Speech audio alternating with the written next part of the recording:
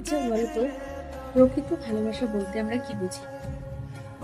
যে একের অপরকে ভালোবাসবো, তার প্রতি সময় দেবো, তাকে সময় দেবো, এটাই তো। কিন্তু এখন তো উল্টোটা হচ্ছে। কেউ যদি ছেড়ে চলে যাচ্ছে, তাকে আমরা কি বলছি? সে ফ্রড। তার প্রতি রাগ, প্রতিশোধ নেওয়ার চেষ্টা, তাকে সমাজের মধ্যে অপমান করা, কলঙ্কিত করার চেষ্টা। আদৌ কি সেটা প্রকৃত ভালোবাসা?